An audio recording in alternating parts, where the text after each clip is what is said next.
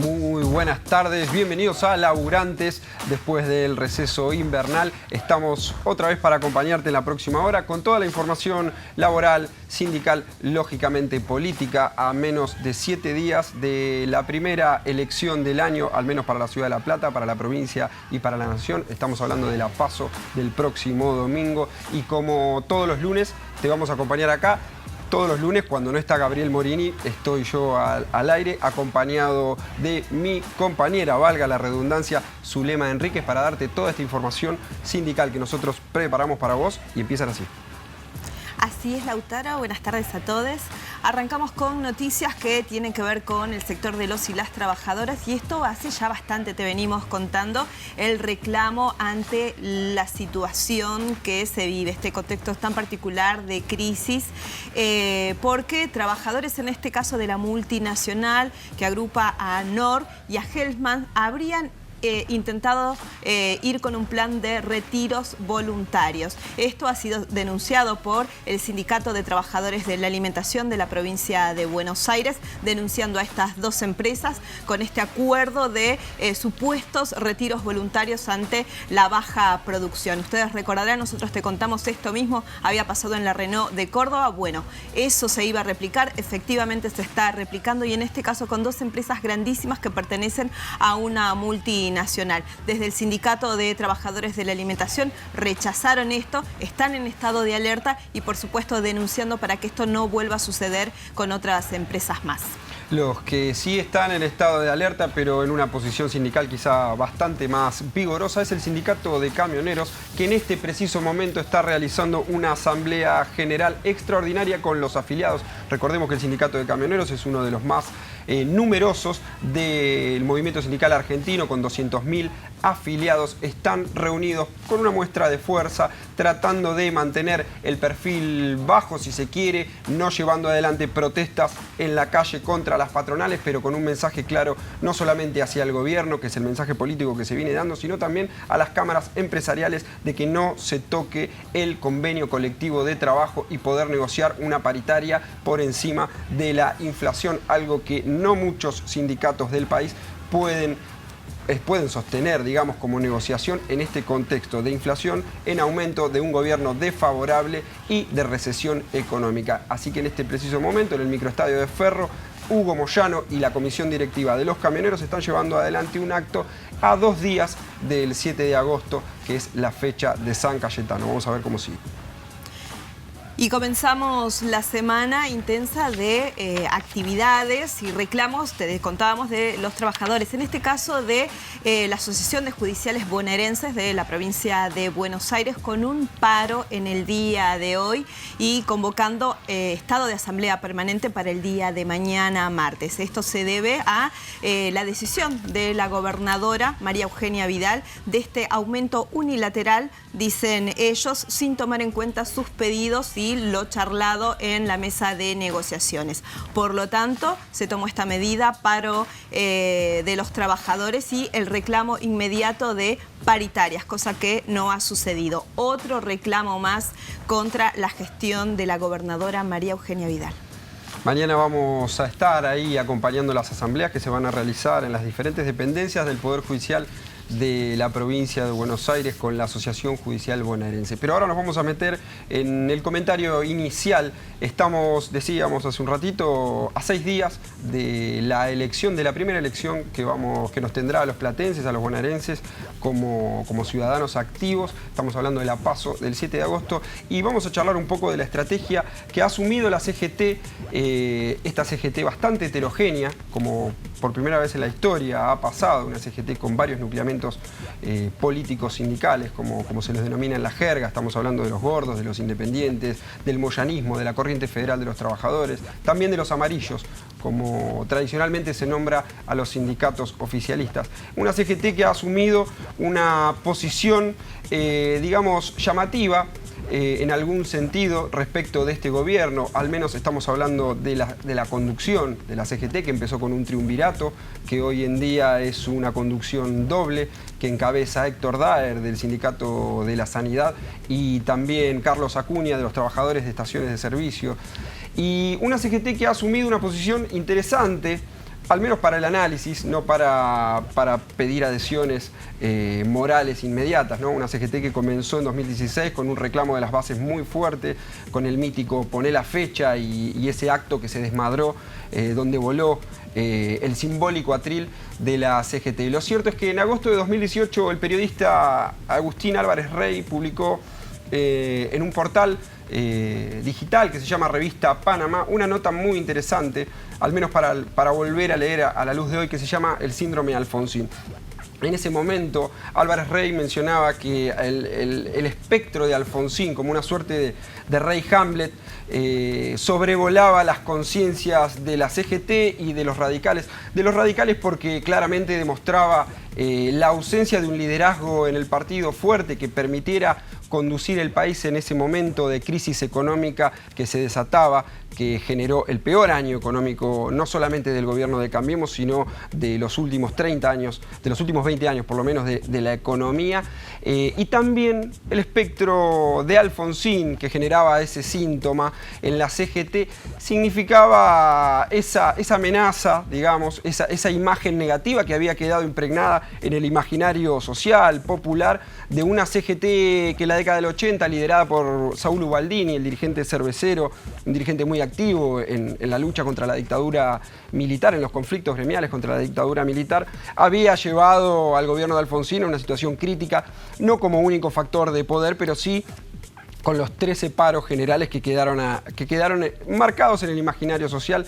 Y lo cierto es que ese síndrome de Alfonsín de alguna manera ponía a la CGT en una situación de ambivalencia, que por un lado no quería repetir esa experiencia de la década del 80 de confrontar y quedar en ese lugar de confrontación permanente contra un gobierno que no era peronista, pero al mismo tiempo los hacía depositarios de las demandas no solamente de los trabajadores de base, no solamente de la sociedad civil que reclamaba a ese actor social tan consolidado de la política argentina una acción más confrontativa contra un gobierno que llevaba adelante políticas de ajuste, sino también contra los propios dirigentes sindicales de la regional. Decíamos hace un rato que una cosa que caracteriza a la época actual en cuanto al sindicalismo de la CGT es la dispersión de posiciones, las diferentes posiciones internas, y lo cierto es que esa estrategia de diálogo y reclamo y buscar canalizar los conflictos o los reclamos hacia el Estado Nacional a través de mecanismos institucionales. Estamos hablando de un gesto que generaba exacerbación en muchos sectores. También tiene algunos otros elementos o al menos se ha transformado en un punto de coincidencia, muchas veces tácito, implícito, con otros actores sociales que han tenido una posición más confrontativa con el gobierno. Estamos hablando de la víspera de la PASO de 2017, en la cual la entonces candidata a senadora por la provincia de Buenos Aires, Cristina Fernández, se había reunido con 3 de los dirigentes de la Corriente Federal de los Trabajadores. Estamos hablando de Sergio Palazzo, de Horacio Guilini, de Sadop Palazzo, de la Bancaria, y de Héctor Amichetti, de la Federación Gráfica Bonaerense. Y en la víspera, lógicamente, de San Cayetano, ¿no? Un tema que nosotros nos va a dar que hablar en el próximo programa. Y les había recomendado no llevar adelante un conflicto en ese contexto de elecciones, porque si hay algo que caracteriza a este gobierno es el dispositivo que tiene para poder neutralizar esos conflictos y llevarlos al terreno de la victimización, ¿no? Al gobierno mismo, llevarse a sí mismo al terreno de la victimización. Lo cierto es que los actos de la CGT, más allá de las palabras, son como los juegos del lenguaje que decía un lingüista austríaco, Ludwig Wittgenstein, que decía justamente que no solamente son las palabras las que dan un mensaje, sino que también los actos. Una CGT alineada con el Frente de Todos, con un perfil bajo, enfriando la calle, como quien dice, a pesar de que la situación laboral muchas veces, los conflictos laborales muchas veces desbordan esa iniciativa de la Central Obrera. Vamos a ver cómo sigue, de esto vamos a seguir charlando en lo que resta del año. Termina la primera temporada de la campaña electoral. El lunes que viene vamos a hablar con los resultados puestos y vamos a empezar a ver cómo se perfila el tramo final de la campaña de cara a las elecciones de octubre. Esto es Laburantes.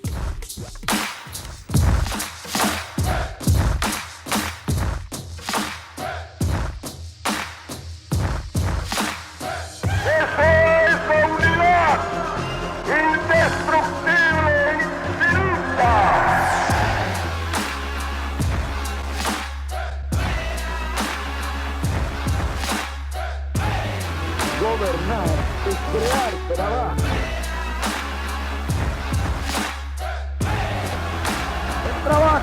medio indispensable para satisfacer las necesidades espirituales y materiales del individuo.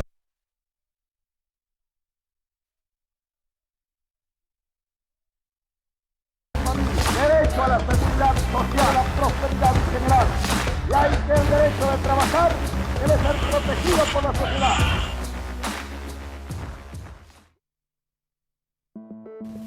Estamos al aire. Y continuamos con mucha información y claro, en este caso con algo doloroso y que venimos tratando desde hace bastante tiempo y es la situación de la educación.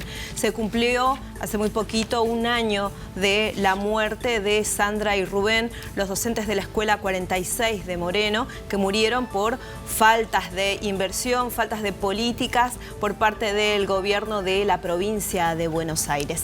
En este contexto hablamos con Patricio Villegas, titular de SUTEBA La Plata, justamente haciendo referencia a esto. Míralo. Sinceramente, en lo que tiene que ver a la pérdida de los dos compañeros, nosotros nos sentimos vacíos. Primero porque en el lugar de trabajo, el lugar más seguro para un trabajador, para un niño, para una niña que es la escuela, ocurre semejante tragedia. Una tragedia que está asignada desde el comienzo por la desidia, porque lo que hay que recordar es que el Consejo Escolar de Moreno estaba intervenido. Lo intervino el presidente de los consejos escolares y el director general de escuela. Es decir, que la Dirección General de Escuela Plena sabía la situación de infraestructura de las escuelas de Moreno. No pueden negarlo eso. Un año después recordamos la tragedia con honda tristeza. Primero porque no se hizo justicia. No hay autores materiales ni intelectuales, porque hay responsabilidades políticas de lo que ocurrió. Porque inmediatamente después de la tragedia, el 90% de las escuelas de Moreno en revisión por problemas de infraestructura. Ahí todos los recursos de la Dirección General de Escuelas puestos en Moreno. O sea, quiere decir que, además de que sabían lo que ocurría en Moreno, había recursos como para reparar las escuelas. Esto ocurrió por el Estado ausente, por decisiones políticas de poner el dinero en otro lado. Se iba a exponer el film Escuela Bomba, pero decidieron bajarlo de cartelera. Más allá de eso, en la puerta donde se exhibió finalmente a las 6 de la tarde había más de 1000 personas. Eso marca algo. Y marca también que el gobierno no quiere mostrar lo que esconde abajo de la alfombra. Es todo maquillaje. Yo escuchaba a la gobernadora Vidal hablándole, pidiéndole disculpas a los docentes por el conflicto tan largo y perverso. Y si uno sigue la línea de reflexión, los docentes en el 2018 tenían razón. Porque en la paritaria de 2019 debió reconocer que hubo pérdida del poder adquisitivo. Va a ser muy difícil que la cantidad de docentes que han votado, porque evidentemente de todas las clases sociales y trabajadores de la provincia de Buenos Aires han votado a la gobernadora, yo no creo que le renueven el voto porque se han dado cuenta de que fueron sometidos a una estafa electoral, de mentira, de maquillaje pensado y diseñado, y de políticas que fueron vaciando la educación, la salud y la justicia. Ahí escuchábamos a Patricio Villegas, titular de SUTEBA La Plata, que también nos comentaba que están llevando adelante una iniciativa de sancionar como ley en toda la provincia de Buenos Aires y en cada uno de los distritos un proyecto que nombre el 2 de agosto como el Día de la Seguridad y la Higiene en las escuelas de la provincia. Yo creo que es una marca que la gobernadora no va a querer llevarse, pero se la va a llevar para el resto de la historia, ¿no? Que en su gestión haya sido nombrada esta ley como en homenaje a dos víctimas de una explosión trágica, absurda por lo evitable y de consecuencias dramáticas para toda una comunidad. Hay docentes íconos respecto de esto y Fuente Alba es uno de ellos, ¿no? En el reclamo de ese contexto tan duro que se vivía y los docentes reclamando en las rutas. Y en este caso estamos hablando de docentes trabajando en una escuela, es donde mueren. Una noticia de estos días es como el intendente Julio Garro inauguraba un jardín que hace un mes no puede funcionar. No puede funcionar porque no está en condiciones edilicias para que funcione. nada de eso parece importar y sí importa lo que se muestra, ¿no? Que son las aperturas, las obras que se inauguran. Bueno, mientras por otro lado las voces de los y las docentes dan cuenta de todo esto y lo peor de todo es que dan cuenta con su vida. Subejecución presupuestaria en materia de educación, persecución política, todas estas cosas van a seguir pasando y nosotros las vamos a seguir cubriendo. Pero quédate acá que en un ratito nos va a acompañar Marcelo Alcobendas del Sindicato Gráfico Platense para charlar un poco de las problemáticas que están atravesando, también para conocer un poco sobre las gráficas estatales de la provincia de Buenos Aires, pero también te vamos a mostrar y él nos va a contar en qué condiciones están trabajando. No te vayas, estos laburantes.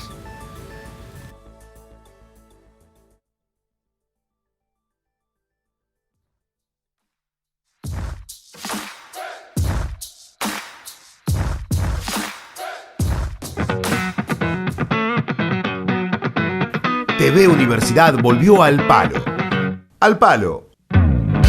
Un punto de vista sobre la movida cultural. Estamos en un nuevo programa de Al Palo, a punto de entrar en el corazón del carnaval. Festivales, eventos deportivos, ferias gastronómicas, recitales. Todo lo que reúne a la gente en algún punto de la región. Porque en Al Palo te mostramos los eventos de La Plata, Berisso y Ensenada con la distancia justa. Porque todo el tiempo pasan cosas. Y nosotros te las mostramos al palo. Al Palo, todos los jueves, 21 a 30, por TV Universidad. De lunes a viernes a las 19 horas, nos estamos viendo. El noticiero de TV Universidad. Te vas a enterar todo lo que está pasando en la región. El equipo de periodistas de TVU te espera para mantenerte informado acerca de lo que pasa en nuestra ciudad, la provincia y el país. Nos estamos viendo el noticiero más intenso de la región. Nos estamos viendo lunes a viernes a las 19 horas por TV Universidad.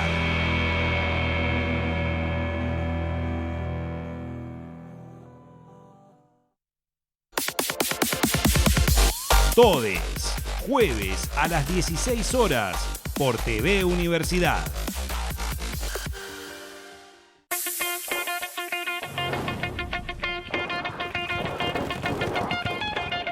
La historia del trabajo en la Argentina es un largo camino que vamos a intentar desandar y cada paso será una historia llena de episodios vibrantes.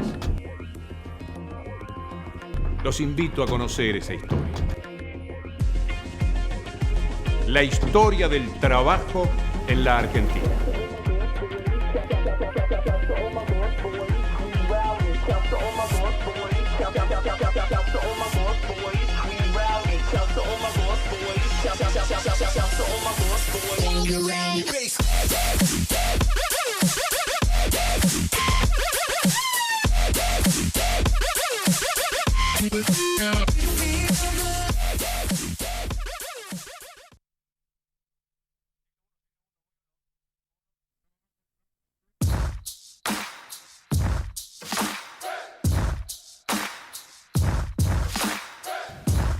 Segundo bloque de laburantes, como te decíamos al final del bloque anterior, está con nosotros por primera vez Marcelo Alcobendas, secretario general del Sindicato Gráfico Platense. Marcelo, gracias por venir.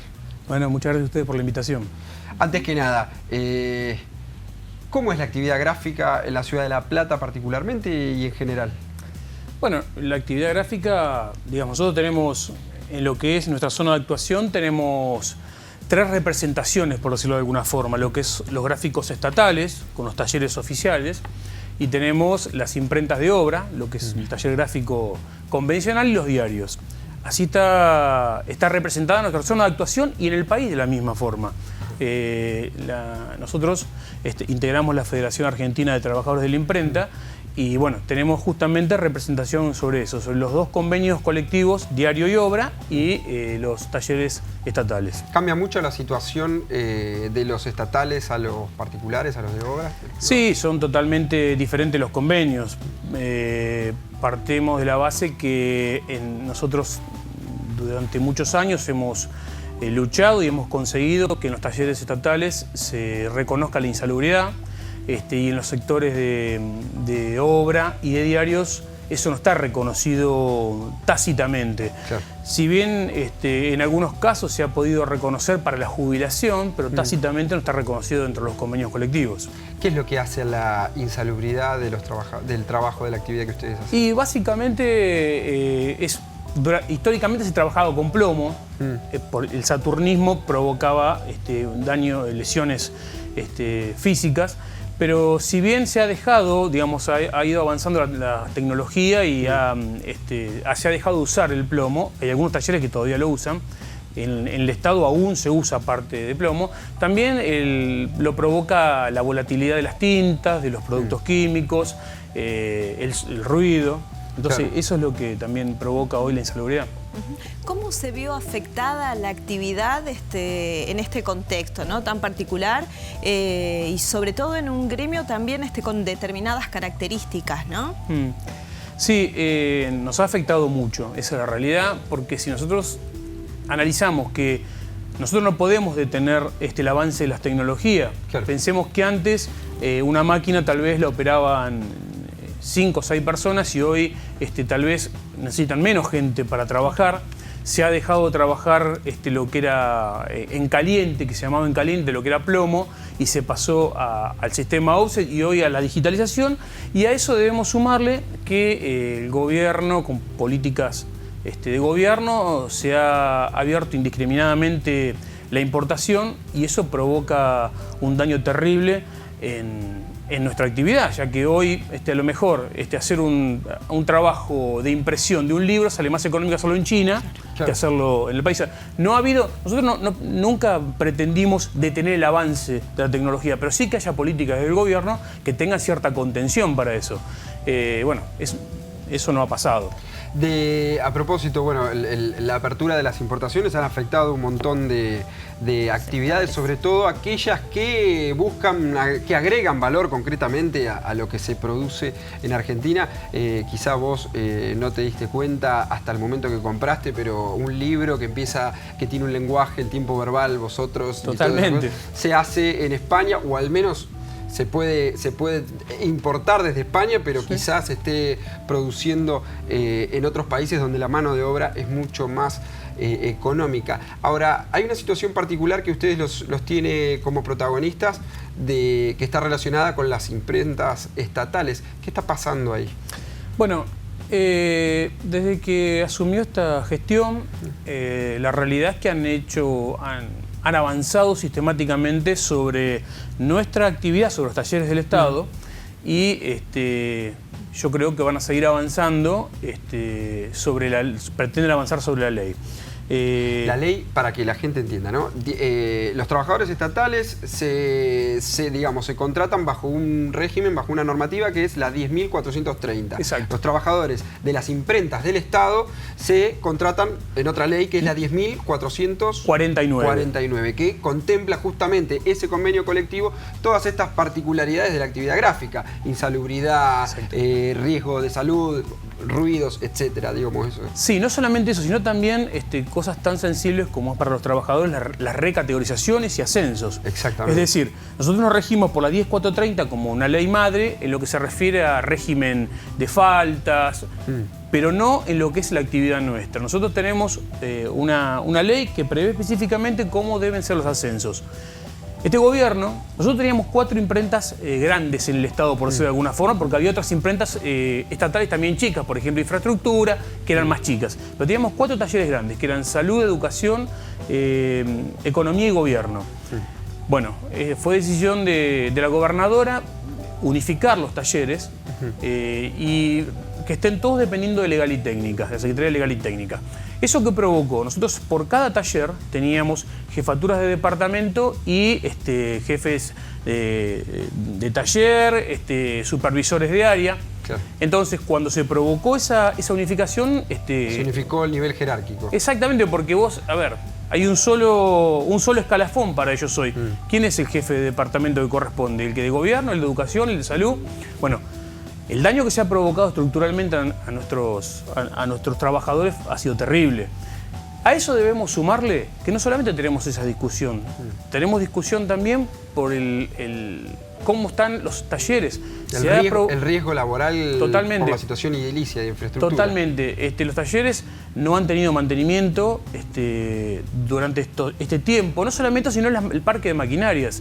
Se terminó el contrato que había con una empresa allá por diciembre y hasta hace un mes atrás no se había reflotado el mantenimiento. Consecuentemente, se iban rompiendo las máquinas y iban quedando paradas. No había forma de repararlas. Sí, yo pensaba, ¿de cuántos trabajadores estamos hablando del sector, ¿no? Porque estás dando una gráfica importante respecto del organigrama, ¿no? Del funcionamiento del gobierno, ¿no? Estructural y fundamental para el funcionamiento. Sí, nosotros en lo que es talleres estatales tenemos alrededor de 200 trabajadores, entre los 4 talleres, que hoy es uno solo, en realidad, ¿no?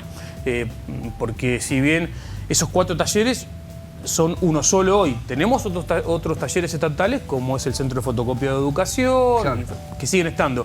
Pero estos 4 confluyeron en 2. Quedó por un lado la sede de salud, por otro lado la sede de Tolosa, y quedó un remanente de compañeros en el Ministerio de Economía, que es un párrafo aparte ese también, porque a los compañeros del Ministerio de Economía se les ha provocado un daño económico muy grande. Ellos tenían una bonificación específica por pertenecer al Ministerio de Economía y al unificarlos bajo la Secretaría de Legal y Técnica, la perdieron. Nosotros estamos luchando con eso, se han hecho presentaciones, tenemos un juicio, una presentación judicial que hemos iniciado, pero... Hay un tema que es interesante a propósito del reclamo que ustedes hacen de poner en condiciones seguras para los trabajadores, las trabajadoras de la imprenta, sobre todo del taller de Tolosa. Vos corregime si en la situación del Ministerio de Salud es diferente, que tiene que ver con un compromiso firmado por la dirección, el nombre tenía que ver con digitalización, imprenta. DIPIDE. La DIPIDE. Un compromiso firmado de reparación de la maquinaria y también de la infraestructura que iban a ejecutar como mano de obra los trabajadores del astillero Río Santiago, protagonistas de muchos conflictos laborales de los últimos tiempos. ¿Cómo está esa situación? ¿Qué pasó con ese compromiso firmado? ¿En qué están? Mira, lo que se refiere a la situación edilicia, al parque de maquinarias se ha retomado el convenio que tenían con una empresa, se llamó licitación, volvió a ganar la misma empresa y ya empezaron a hacer el mantenimiento de maquinarias hace cosa de un mes y medio atrás. En lo que se refiere a la situación edilicia, se han hecho muy pequeñas reparaciones. Aquí tener en cuenta, por ejemplo, durante el verano, con el calor que hace habitualmente, no había agua, los baños no tenían agua, consecuentemente es un foco infeccioso. Bueno, eso se pudo buscar la solución, se resolvió. Ahora, con lo que se refiere al techo, han firmado un convenio con los compañeros astilleros. El Estado provee los materiales, astillero la mano de obra. Y de acuerdo a lo que tengo entendido, tienen que arrancar el 31 de julio y todavía no tenemos respuesta. Eso provoca, ustedes imagínense que en un taller de esa dimensión, con las máquinas, hay máquinas muy valiosas y electrónicas. Ahí cada vez que llueve se inundan los sectores, se pierden trabajos con el costo económico que tiene para el Estado eso, ¿no? Es interesante, Zule y Marcelo, esto, porque hay un libro de Alejandro Grimson, un antropólogo que se llama Mitos sobre la Argentina, ¿no? Y hay un capítulo dedicado a los mitos sobre el Estado bobo, ¿no? En el cual, bueno, el mito es que el Estado no puede administrar nada, y es un mito porque realmente es una construcción ideológica. Totalmente. Ahora, lo que uno ve cuando peina, digamos, a contrapelo los diferentes momentos de la historia en las cuales las empresas estatales empiezan a funcionar mal, es una desidia casi planificada que asusta, digamos, sin recaer en una mirada conspiranoica de que, bueno, ahí siempre hay un genio maligno, en este caso un gobierno que quiere ajustar, pero realmente tenés una maquinaria que vale fortuna, que vale millones, con una gotera arriba, no estás cuidando lo que es responsabilidad tuya principalmente, sin entrar a hablar de lo más importante, que es la salud de los trabajadores, ¿no? Sí, no, yo creo que debemos apuntar a que hay una mirada de daño y perjuicio hacia el Estado. Digamos, muchos se embanderan diciendo que son los defensores de la honestidad y del buen funcionamiento del Estado, y yo les puedo decir que no es así, porque no solamente se está provocando un vaciamiento en los talleres, porque se jubila gente y no se incorporan nuevos trabajadores, aún a pesar de que nosotros tenemos un decreto firmado en el 2015 por el gobernador Scioli por una paritaria del 2013, porque ese decreto fue cuestionado por el gobierno actual cuando asumieron, pensando que había alguna conspiración entre el sindicato y el gobierno, claro. Y es de una paritaria del 2013, o sea que nada más alejado de la realidad. Y ese decreto aún no se puso en función, o sea, entraban 15 trabajadores, 15 aprendices, y de los 15 se incorporaron solamente 7 y quedaron 8 por un capricho del Estado. Otro tema que debimos judicializarlo. Claro. Y además también tengo que decirles de que hay una conspiración, en cierta forma, porque nosotros debemos reconocer que en la gestión anterior nosotros hemos tenido si bien hemos tenido discusiones, como seguramente corresponde, estamos cada uno de su lado del mostrador y tenemos que discutir, pero también en la gestión anterior hemos tenido incorporación de parque de maquinarias modernos. Claro. En esta instancia, la verdad que no se refleja de la misma forma. Marcelo, brevemente, porque nos quedamos sin tiempo. ¿Una reflexión de cara a la PASO que se viene? Sin decir encuestas ni nada, porque no podemos por la veda. Sí. Pero sí estamos hablando de la responsabilidad del Estado, ¿no? Sí. Camino a eso también, ¿no? Es gestión de gobierno. Sí, yo puedo decir lo que pienso, porque se lo digo a los funcionarios abiertamente. Yo tengo una visión ideológica totalmente opuesta a la que tienen ellos, y aspiro a que en las PASO y después en las elecciones generales haya un cambio total de gobierno, tanto a nivel nacional, provincial y municipal, porque creo que en eso se va la supervivencia de los trabajadores. Ahí me están diciendo que tenemos un minutito más, tengo que hacer una pregunta que a mí me interesa. ¿Cómo ves este enfriamiento, si se quiere, de la calle? Digo, ustedes llevan adelante los conflictos que tienen que llevar, las movilizaciones, las protestas, retención de tareas, verán ustedes el repertorio de estrategias de acción, pero ¿cómo ves esta estrategia de diferentes sectores de la CGT, no solamente los independientes y los que conducen hoy, digamos los gordos, sino también del Frente Sindical, el Fresimona, algunos dirigentes de la Corriente, digamos, de enfriar la calle para no darle de comer al macrismo? ¿Crees que es así? En este contexto electoral particularmente. No, yo creo que cada espacio debe generar las acciones que considere, más allá de que estemos inmersos en una CGT, localmente nos pasa, en una CGT, en la otra o en diferentes espacios políticos. Creo que se debe llevar adelante, no creo que sea favorable o contraproducente para nada. Nosotros tenemos que hacer las acciones que tenemos que hacer porque nosotros nos debemos a los trabajadores. Nosotros nos pusieron los trabajadores en ese espacio y de esa forma tenemos que responder a ellos. Así que creo que así debe ser. Marcelo, muchísimas gracias por venir a Laburantes. Las puertas del programa estarán abiertas para recibirte en otro momento. No te vayas.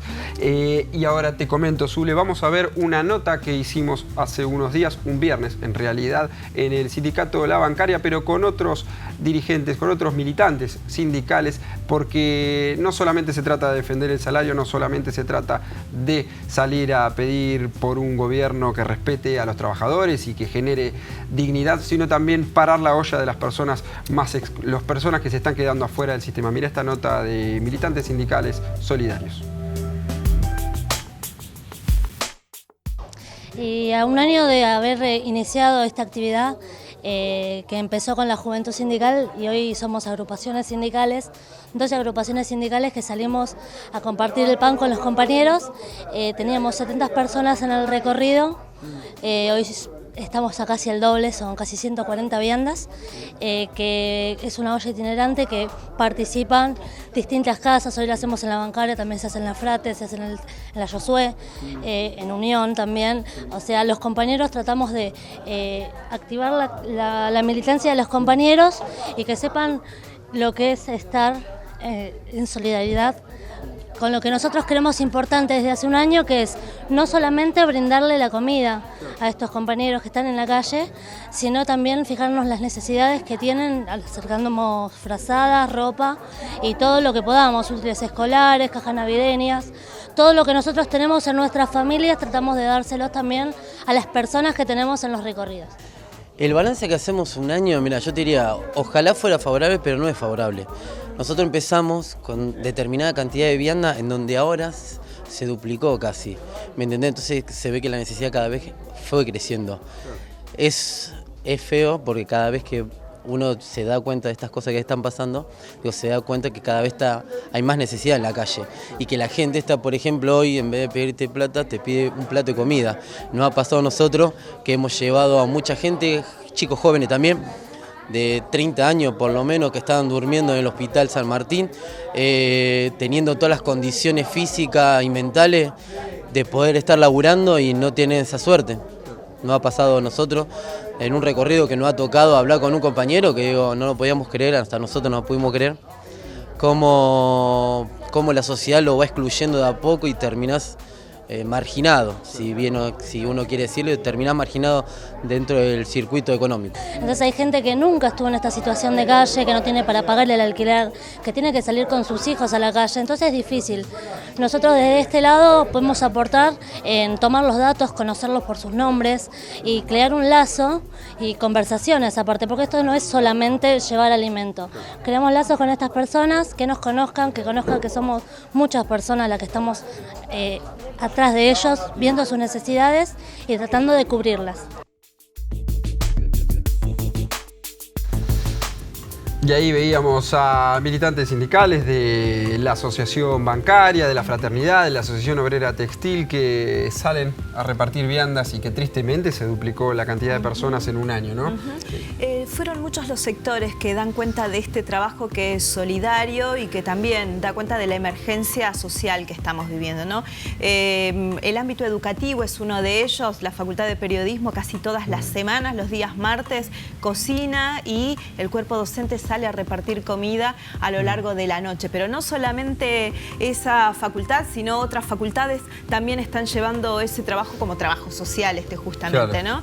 Sí, es el vaso medio lleno, ¿no? Digamos, de esta situación de crisis, la solidaridad platense local que ha tenido quizá el punto más alto de reconocimiento para nosotros mismos, no solamente hacia el afuera, en las inundaciones del 2 de abril, pero que en este contexto de fríos tremendos, de muertes de frío en la ciudad de La Plata y en el resto del país, sale a la calle a hacer lo que el Estado no hace, digamos, ¿no? A dar contención a esas personas que son los excluidos del sistema. Y que cada vez es más grande. 3 millones de nuevos pobres en el último año. Esos son los datos del INDEC. La cifra de la gente en situación de calle también se ha acrecentado. Las cifras son de Cava, y incluso también hay muchas cifras que no dan cuenta de eso. No hay un trabajo allí de las organizaciones que vienen trabajando en esto y mostrando lo que está sucediendo. Esto es Laburantes. Así cerramos el segundo bloque. No te vayas, que en el tercero tenemos muchísima más información.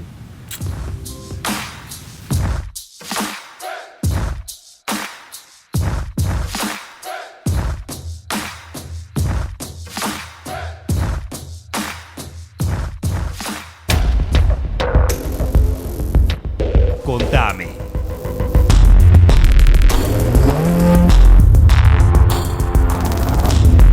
Contame abre la puerta a la intimidad de personalidades indispensables para nuestra región. Contame. Verónica Urriola-Beitia te propone conocer los recorridos que hicieron los dirigentes, deportistas y referentes para llegar a lo que son hoy. Contame.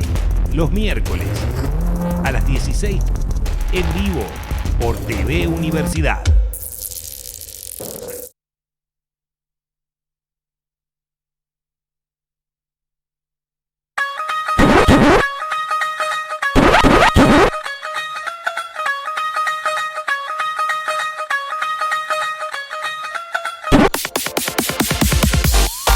Nos estamos viendo lunes a viernes a las 19 horas por TV Universidad. Volvió Todes, el programa de género del canal de la Universidad Nacional de La Plata. El feminismo es justicia social. Llegó la hora de deconstruir todo lo que está mal y construir algo mejor. Para todes. Los jueves a las 16 horas por la pantalla de TVU. Todes 2. Repensemos todo. Todes es nuestro manifiesto feminista.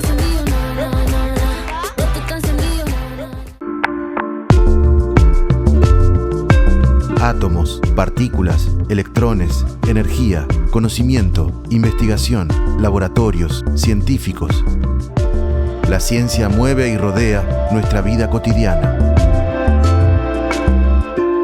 Lavos. ¿Es posible diseñar y desarrollar componentes para la industria aeroespacial desde una universidad pública?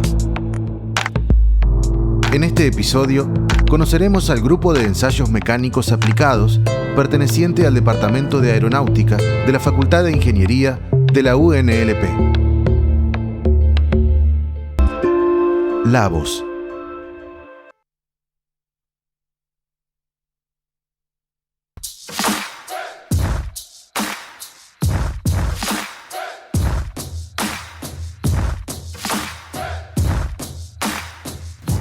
Con laburantes, tercer bloque, le mandamos un saludo a Gabriel Morini y tenemos más información.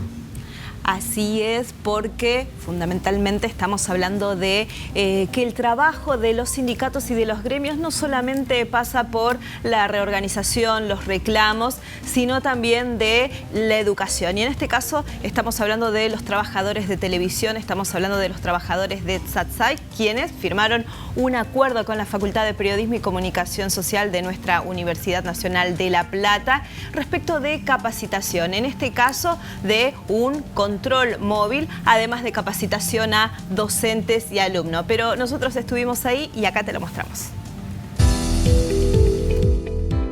Satsai de la seccional tiene un convenio con la Facultad de Periodismo.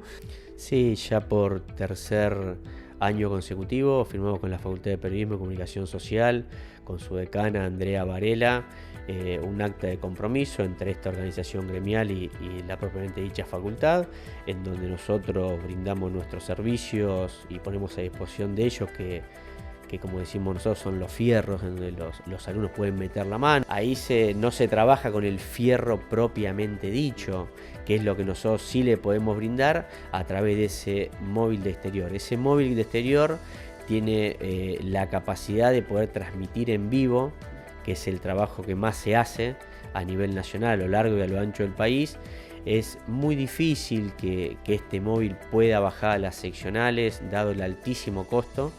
Por eso tengo que agradecer al Consejo Directivo Nacional, que ha sabido interpretar la necesidad de todos los alumnos de la Facultad de Periodismo, y hemos tenido la visita de más de 150 alumnos que han tenido la posibilidad de ver de qué manera una programación puede salir en vivo desde cualquier parte del país.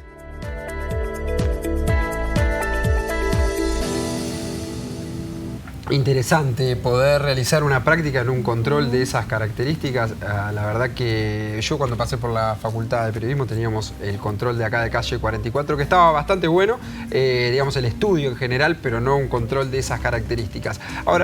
Ahora, volviendo al tema de las elecciones, fuimos a charlar con el Sindicato de Obreros y Empleados del municipio de La Plata, con Gustavo Hernández, porque tienen una propuesta para hacerle a los candidatos, a los precandidatos, vamos a decir formalmente, a intendentes del municipio capital de la provincia de Buenos Aires, relacionado con la ley de trabajo municipal. Escuchemos qué decía Gustavo al respecto, en qué consiste la propuesta. Esto nació de una propuesta que tuvimos con la comisión directiva, ya que en este momento que va a haber elecciones para el día 11, los candidatos tienen un compromiso no solamente con la ciudadanía, sino con el trabajador municipal también, ya que es el primer escaño que se va a buscar, que está dentro del municipio. Entonces, la idea, nosotros redactamos un acta de compromiso donde el precandidato o candidato a intendente, el que fuera en su momento, se va a hacer cargo de respetar y hacer respetar la ley 14656, que es la que rige para todos los municipales de la provincia. En principio tiene que ver con un sinceramiento económico y respetar aquello que dice el INDEC, inclusive que son los datos de este mismo gobierno, que dicen que se necesita una cifra mucho más elevada, casi los 30.000 pesos para poder que un trabajador pueda subsistir. Eso por un lado. Después el tema de la paritaria, de que se haga de conjunto, que participemos todos los sectores que debemos participar, los gremios que deben participar, y no como en este gobierno que han intentado siempre dejarnos afuera para cerrar salarios fuera de la paritaria. En la provincia de Buenos Aires, si bien se han logrado una mayor cantidad de convenios colectivos, aún hoy falta mucho para hacer. Entonces el compromiso tiene que ver con que el trabajo precarizado tiene que dejar de ser, por ejemplo, el trabajo de estajo, ya no debía ser, la ley no lo permite.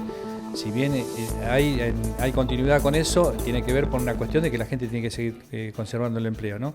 Pero ya tiene que pasar a la planta temporaria para luego pasar a planta permanente. Como decía, prevé la ley, tiene que haber solamente un 20% en situación de contrato y el 80% dentro de la planta permanente.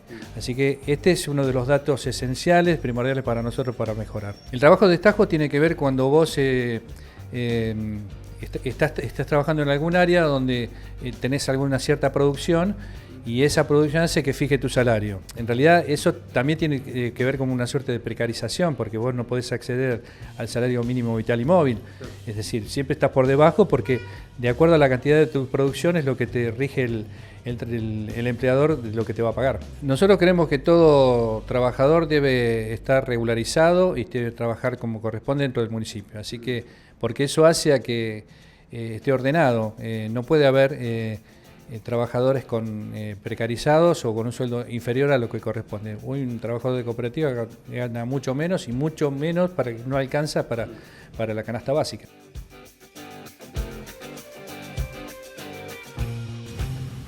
Bueno, ahí escuchábamos las propuestas, básicamente que se respete la ley de trabajadores municipales, la actividad laboral municipal, en la provincia de Buenos Aires, una de las actividades con mayor dispersión salarial, es decir, con mayor desigualdad por misma tarea, ¿no? Algo que caracteriza al sindicalismo argentino. No te vayas, que... No se vayan porque tenemos un entrevistado más. Sí, cortito porque nos apremia el tiempo, pero en un ratito seguimos con laburantes.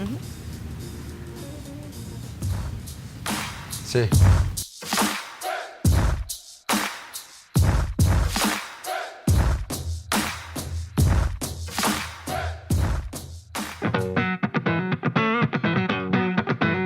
TV Universidad volvió al Palo. Al Palo. Un punto de vista sobre la movida cultural.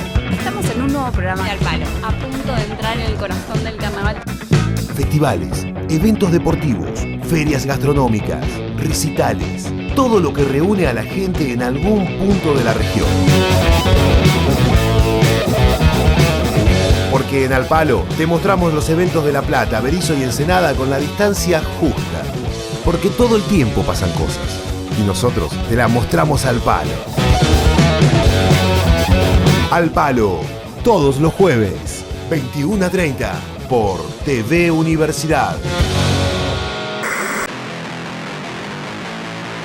De lunes a viernes a las 19 horas nos estamos viendo.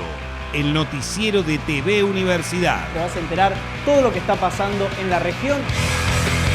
El equipo de periodistas de TVU te espera para mantenerte informado acerca de lo que pasa en nuestra ciudad, la provincia y el país. Nos estamos viendo el noticiero más intenso de la región. Nos estamos viendo lunes a viernes a las 19 horas por TV Universidad.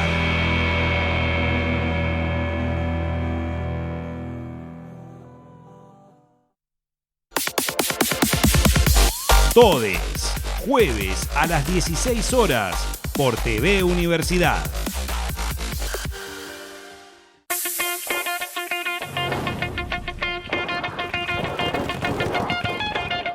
La historia del trabajo en la Argentina es un largo camino que vamos a intentar desandar y cada paso será una historia llena de episodios vibrantes.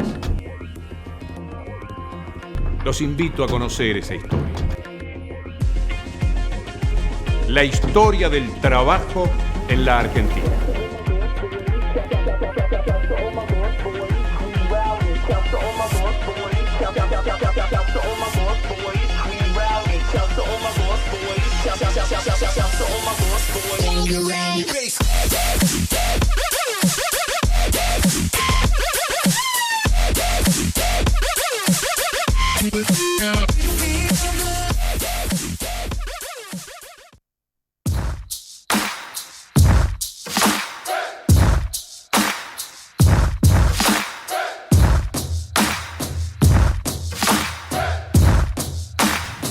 A minutos del cierre nomás estamos con Federico Bach, precandidato a concejal por una de las listas del Frente de Todos. ¿Cómo te va, Federico? Gracias por venir.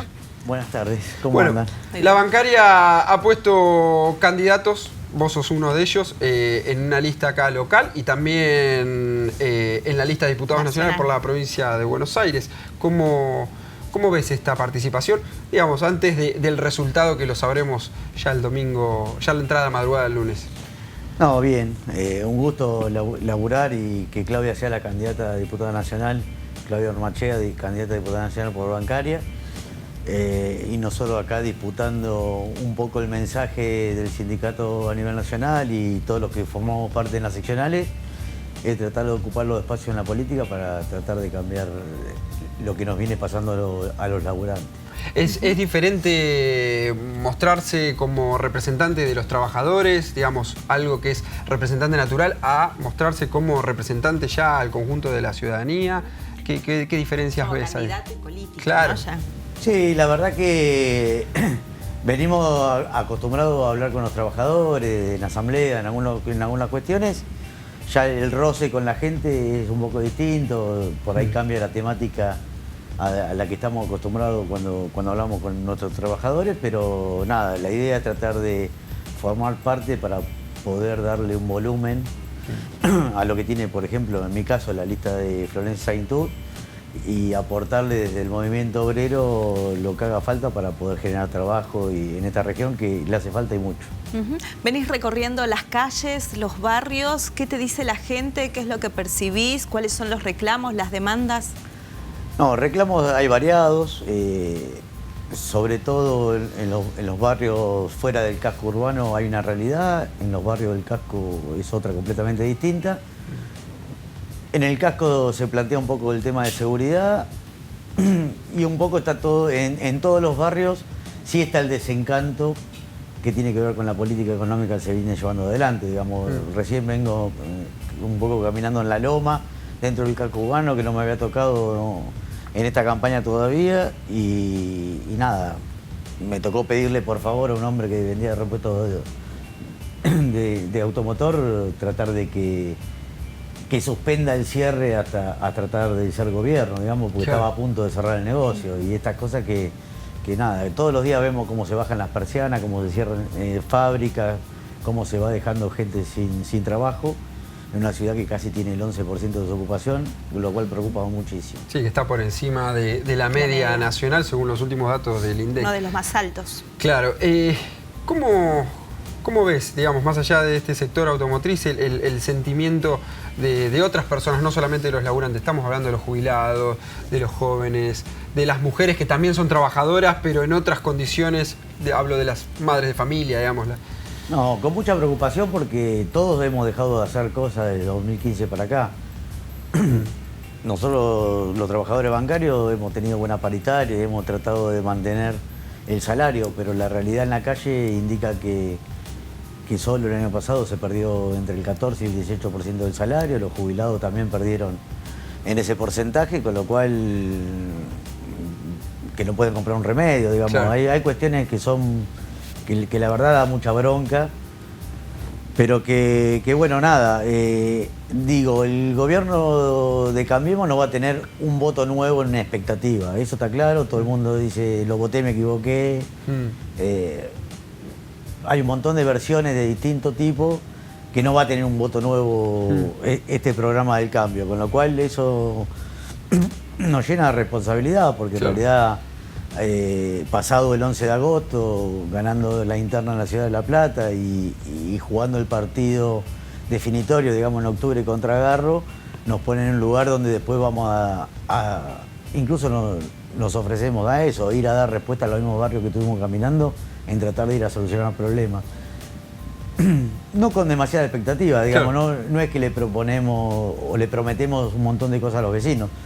En el caso nuestro, los laburantes, lo que tratamos de hacer es decir, bueno, acá estamos, vamos a estar acá tratando de pelear para todos los sectores, lo que tenga que pelear el sector que cada uno tiene, digamos, con lo cual tratar de darle volumen a los reclamos de cada sector para ver si podemos mejorar un poco el trabajo en la región. Hay una suerte de consenso, digamos, implícito entre los diferentes actores sindicales, estamos hablando de los de más peso, principalmente los de la CGT, de no entrar en el juego, de no ser, hoy leía a Francisco Basualdo en Letra P, un portal de acá de La Plata que tiene muchísima información, decía no ser el toro de Macri, no entrar en ese juego de toreros llevando adelante conflictos en el espacio público, porque pareciera ser que eso es lo que está esperando el gobierno con esos dispositivos mediáticos. Directa. Claro, elegir como rivales a los que en el imaginario social están más, digamos, estereotipados de manera negativa, más estigmatizados.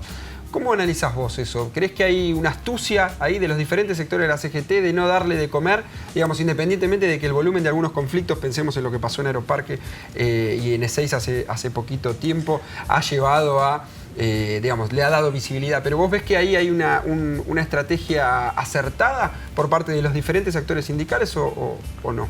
Seguramente no haya que darle el elemento que están buscando y está claro que lo buscan.